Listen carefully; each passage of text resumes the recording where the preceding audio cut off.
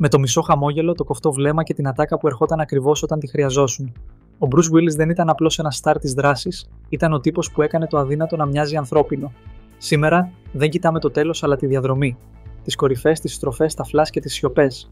Γιατί κάθε ήρωας αξίζει να τιμάται όσο είναι παρόν και ο Bruce είναι ακόμα εδώ. Ήρθε η ώρα να θυμηθούμε γιατί τον κάναμε κομμάτι της ζωής μας.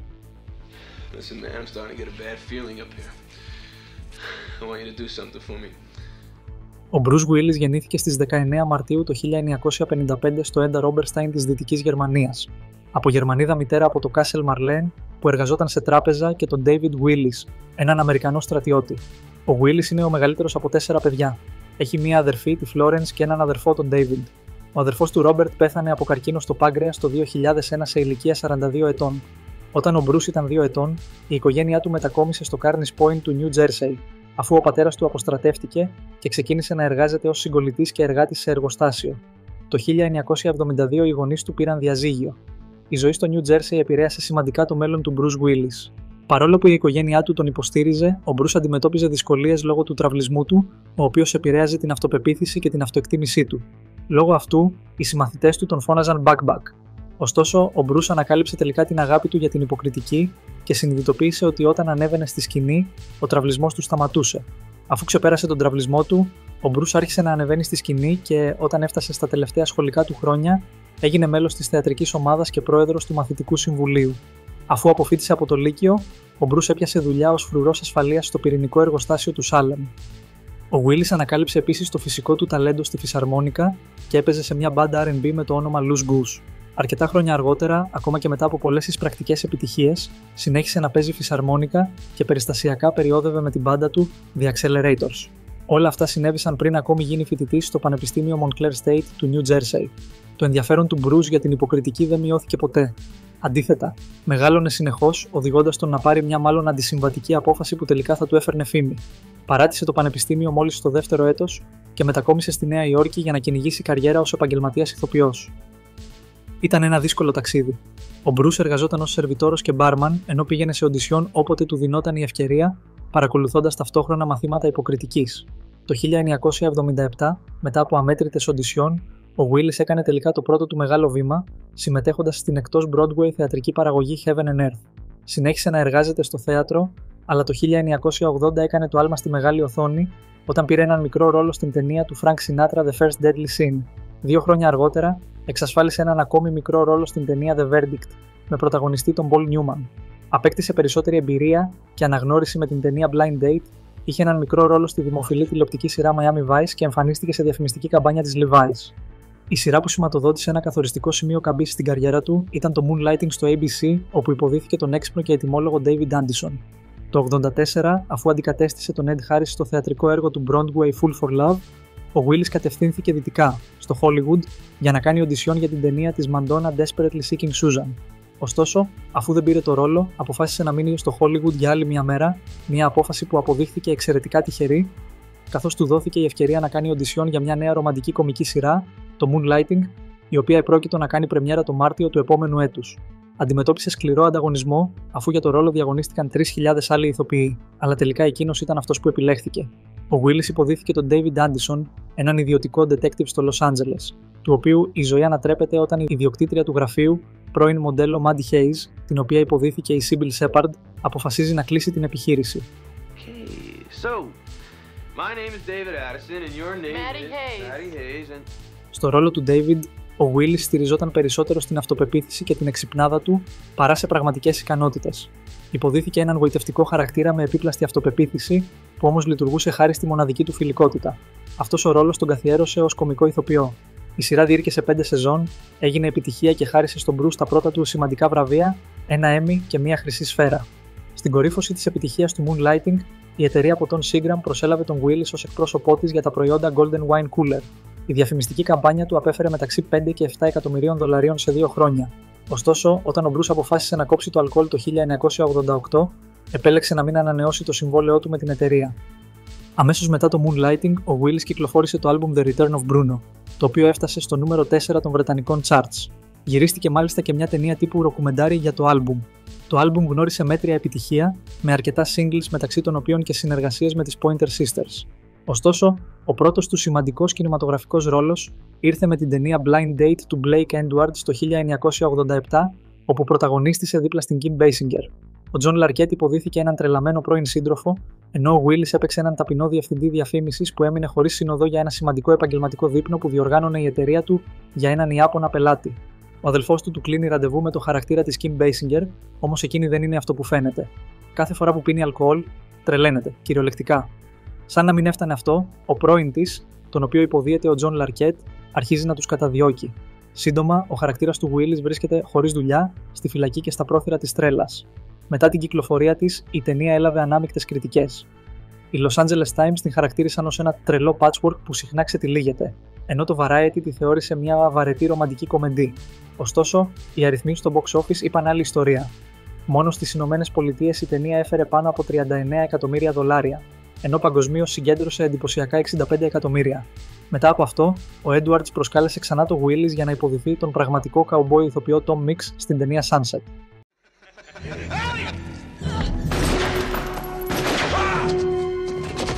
Και τώρα φτάνουμε στο ρόλο που καθιέρωσε για πάντα τον Bruce Willis ως έναν από τους κορυφαίους ηθοποιούς του Hollywood. Το 1988 πήρε το ρόλο που έμελε να γίνει το σήμα κατά τεθέν του, τον Detective John McClane στην ταινία δράσης Die Hard. Η ταινία έκανε πάταγο στις κινηματογραφικές αίθουσες, αλλά είχε τραβήξει την προσοχή ήδη πριν την κυκλοφορία της, καθώς τόσο ο Sylvester Stallone όσο και ο Arnold Schwarzenegger είχαν απορρίψει το ρόλο του ο McClane. Όταν τελικά οι παραγωγοί κατέληξαν στο Willis, συμφώνησαν να τον πληρώσουν $5 εκατομμύρια, ένα τεράστιο ποσό για έναν ηθοποιό που πολλοί ακόμα θεωρούσαν νέο στο Hollywood. Ένα ενδιαφέρον γεγονός για την ταινία, ενώ γύριζε μια σκηνή όπου πυροβολούσε κάτω από ένα τραπέζι, ο ήχος των πυροβολισμών ήταν τόσο δυνατός και ο χώρος τόσο κλειστός, που ο Willis έχασε τα 2/3 της ακοής του από το ένα αυτί.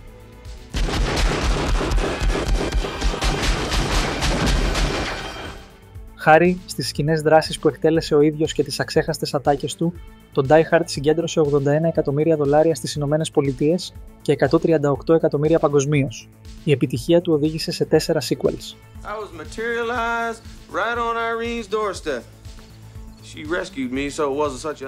Μετά το Die Hard έπαιξε έναν δευτερεύοντα ρόλο στο Drama in Country ως βετεράνος του Βιετνάμ και δάνεισε τη φωνή του στην κωμωδία Look Who's Talking. Στη συνέχεια, επανέλαβε το ρόλο του McClane στο sequel Die Hard 2 το 1990.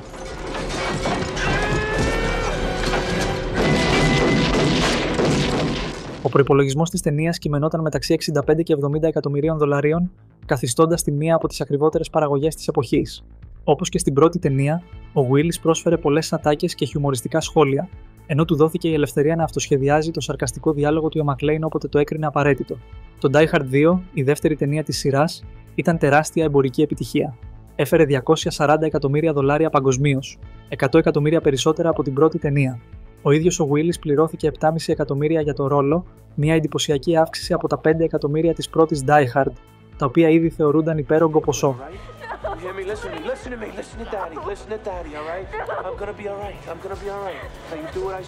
Με ανατροπές, έντονη δράση και ένα σενάριο γεμάτο σαρδόνιο χιούμορ, το The Last Boy Scout του 1991 έδωσε στον Bruce Willis την ευκαιρία να λάμψει ξανά σε έναν ρόλο γεμάτο ένταση, συμβάλλοντας στο να διατηρήσει το στάτους του ως star. Η ταινία The Last Boy Scout ακολουθεί τον Joe Hallenbeck, έναν απογοητευμένο ιδιωτικό detective, τον οποίο υποδίεται ο Willis, καθώς μπλέκει σε μια επικίνδυνη συνωμοσία προσπαθώντας να προστατεύσει μια νεαρή χορεύτρια, που την υποδίεται η Halle Berry. Εμπορικά, ήταν ξεκάθαρη επιτυχία. Με προϋπολογισμό περίπου $29 εκατομμύρια, έφερε πάνω από 118 εκατομμύρια παγκοσμίως. Ο ρόλος του ως Άγγλος δημοσιογράφος ταμπλόιντ στην ταινία The Bonfire of the Vanities το 1990 έλαβε ανάμεικτες κριτικές. Όμως το 1991,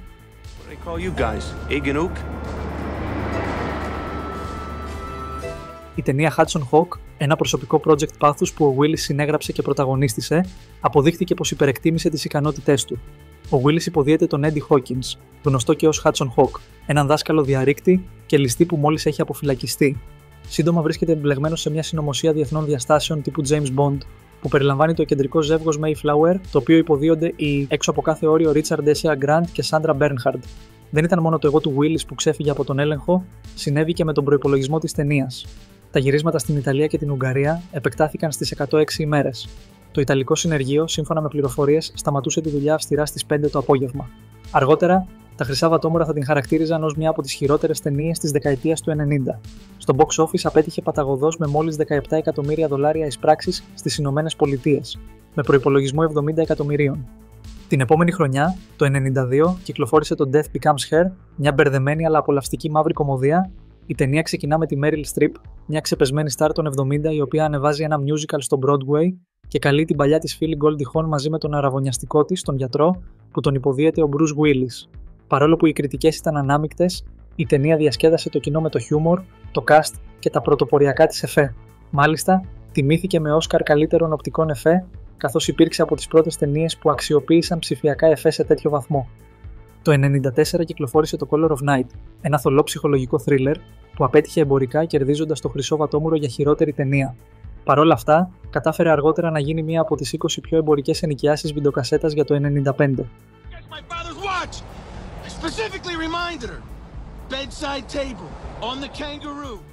Και τότε για άλλη μια φορά, ένας ρόλος ήρθε να σώσει την καριέρα του. Αυτός ο ρόλος δεν ήταν άλλος από τον Butch Coolidge στο Pulp Fiction, μία από τις πιο εμβληματικές ταινίες του 90, που επαναπροσδιορίσε τον αμερικανικό κινηματογράφο και χάρισε στο Willis μια δεύτερη καριέρα. Ο ρόλος του ως Butch Coolidge, ενός πυγμάχου που αρνείται να στήσει έναν αγώνα και καταλήγει κυνηγημένος, ανανέωσε ριζικά την εικόνα του Willis στο Hollywood, δίνοντάς του ξανά τον τίτλο του Cool, επανασυστήνοντας τον σε ένα νεότερο κοινό. Το Pulp Fiction απέδειξε ότι ο Willis δεν ήταν απλώς ο John McClane. Για την ταινία, συμφώνησε να δουλέψει με βασικό μισθό $1.685 την εβδομάδα, σε αντάλλαγμα για μερίδιο από τα κέρδη. Με προϋπολογισμό μόλις $8 εκατομμύρια, η ταινία έφερε το απίστευτο ποσό των 214 εκατομμυρίων παγκοσμίως. Αμέσως μετά το Pulp Fiction, ο Willis έδωσε εξαιρετική ερμηνεία στο Nobody's Fool. Φημολογείται πως συμφώνησε να πληρωθεί $1.400 την εβδομάδα, μια τεράστια διαφορά από τις συνηθισμένες του αμοιβές, που έφταναν και τα 15 εκατομμύρια.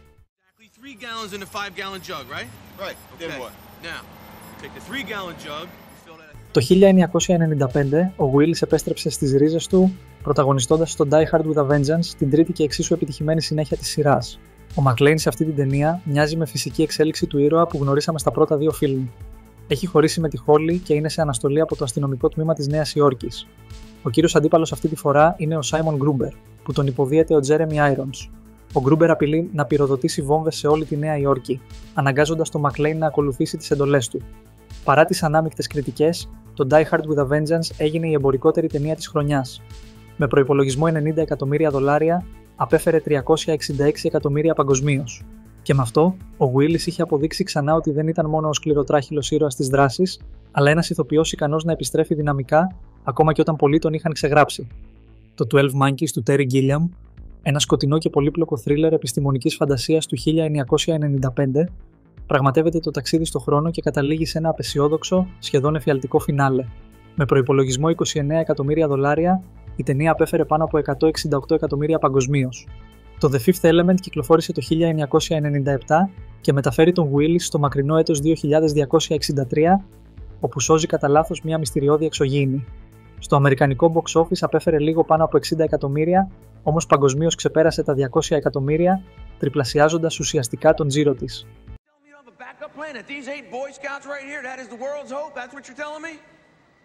Ας πάμε στο Αρμαγεδόν, την απόλυτη καλοκαιρινή υπερπαραγωγή του 1998. Το φιλμ, σε παραγωγή του Jerry Bruckheimer, δεν απέσπασε τις καλύτερες κριτικές, όμως σάρωσε στα ταμεία. Η NASA, απελπισμένη μπροστά στην απειλή ενός γιγαντιαίου αστεροειδούς που κατευθύνεται προς τη Γη, αποφασίζει να στρατολογήσει γεωτρυπανιστές πετρελαίου για να ταξιδέψουν στο διάστημα, να προσγειωθούν στον αστεροειδή και να τοποθετήσουν πυρηνικά, ώστε να τον ανατινάξουν πριν εξαφανίσει τον πλανήτη. Ο Bruce Willis υποδίεται τον ηγέτη της αποστολής, έναν σκληροτράχυλο γεωτρυπανιστή που αναλαμβάνει το αδιανόητο καθήκον να σώσει τον κόσμο. Έφτασε στην κορυφή του box office και συνολικά απέφερε $553 εκατομμύρια παγκοσμίως. Προτάθηκε για 4 Όσκαρ, ανάμεσά τους και για καλύτερο πρωτότυπο τραγούδι και καλύτερα οπτικά εφέ. Ωστόσο, ο Willis τιμήθηκε και με το Χρυσό Βατόμουρο για τη χειρότερη ανδρική ερμηνεία εκείνης της χρονιάς, όχι μόνο για το Armageddon, αλλά και για τις εμφανίσεις του στα Mercury Rising και The Siege. Το 1999 όμως όλα άλλαξαν.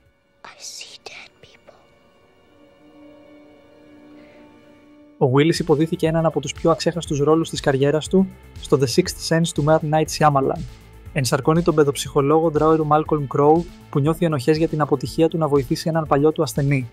Προσπαθεί να επανορθώσει, αναλαμβάνοντας την περίπτωση του μικρού Cole, ενός παιδιού που ισχυρίζεται πως βλέπει νεκρούς. Το The Sixth Sense έγινε η δεύτερη πιο εμπορική ταινία της χρονιάς, πίσω μόνο από το Star Wars Episode 1 The Phantom Menace, με έσοδα $293 εκατομμυρίων στις Ηνωμένες Πολιτείες και 379 παγκοσμίως.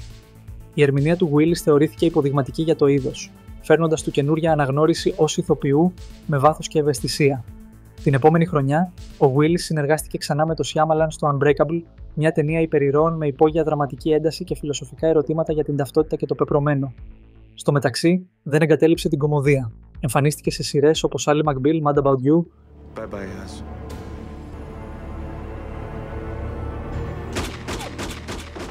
Στο The Whole Nine Yards του 2000, μια εγκληματική περιπέτεια, ο Μάθιου Πέρι υποδίεται τον Νίκολας Οζ Οσαράνσκι, έναν οδοντίατρο που ζει στα προάστια του Μόντρεαλ με τη σύζυγό του.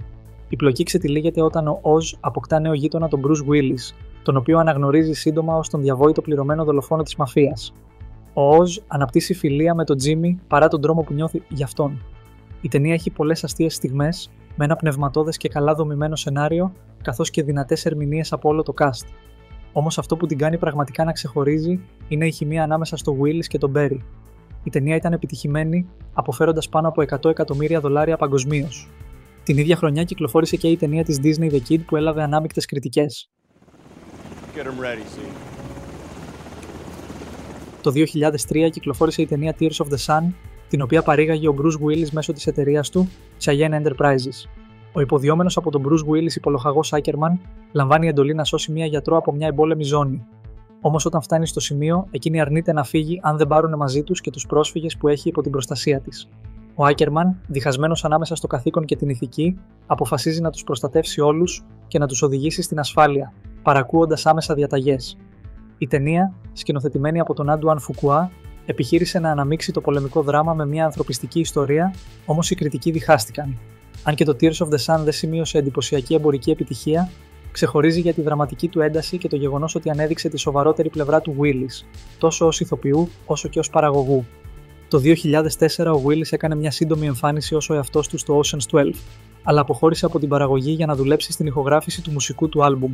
Στο Sin City, αμερικανική ταινία εγκλήματος thriller του 2005, ο Bruce Willis βρισκόταν στην κορύφωση της τέχνης του στον ρόλο του Hartigan. Αυτή ήταν μια διαφορετική μορφή δράσης για το Willis, πιο στιλιζαρισμένη και σκοτεινή, που συνδύαζε την tough guy persona του με μια βαθιά συναισθηματική ερμηνεία. Το 2006, ο Willis περιτριγυριζόταν από οικογένεια και φίλους όταν παρέλαβε το αστέρι του στο Hollywood Walk of Fame, ενώ την επόμενη χρονιά εμφανίστηκε στην ταινία Planet Terror ως ο κακός, ένας μεταλλαγμένος στρατιώτης, στο δεύτερο μέρος της ταινίας Grindhouse.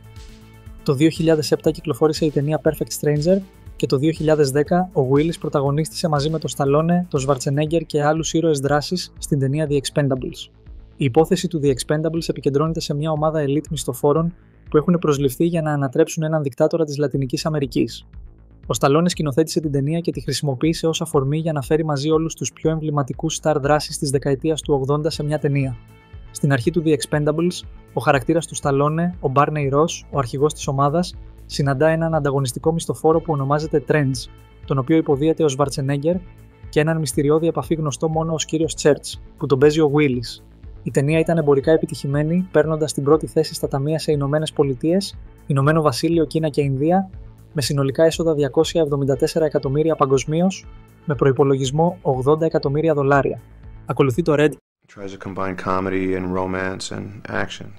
Το 2012 επανενώθηκε με το cast για να πρωταγωνιστήσει στη συνέχεια και μέσα σε μόλις μία εβδομάδα η ταινία ανέβηκε στην κορυφή των ταμείων, συγκεντρώνοντας σχεδόν $28,6 εκατομμύρια.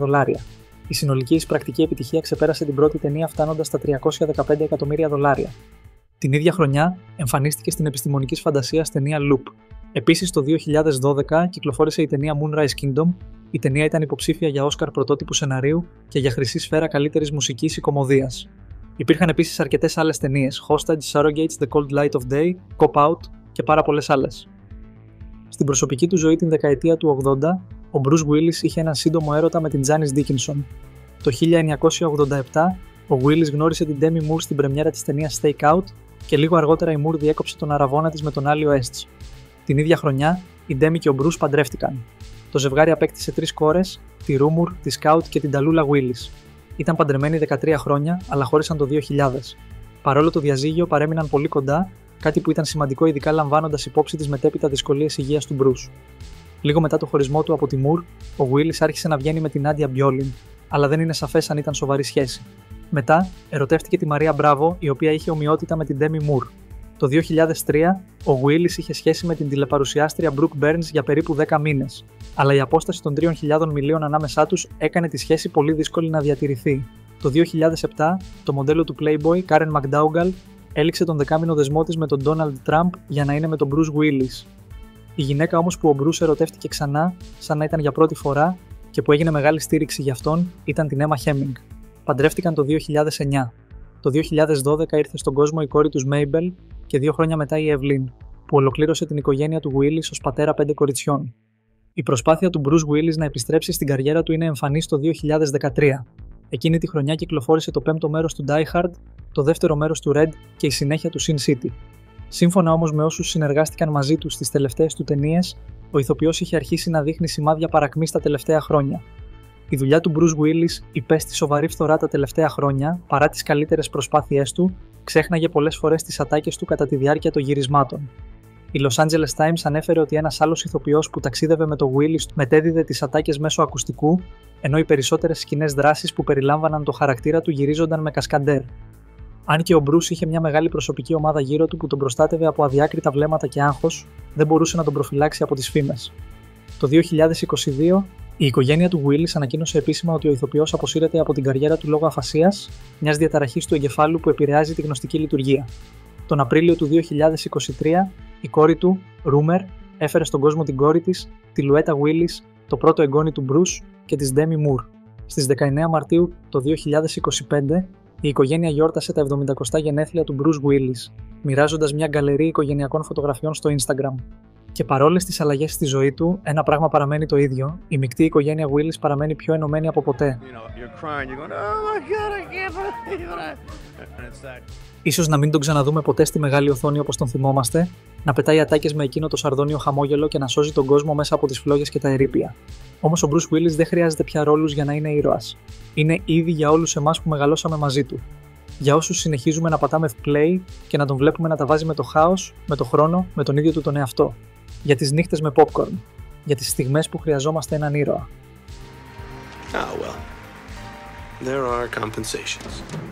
Αν απόλαυσες αυτή την διήγηση, κάνε like, subscribe και πες μας ποια είναι η γνώμη σου στα σχόλια παρακάτω. Ευχαριστούμε που παρακολούθησες.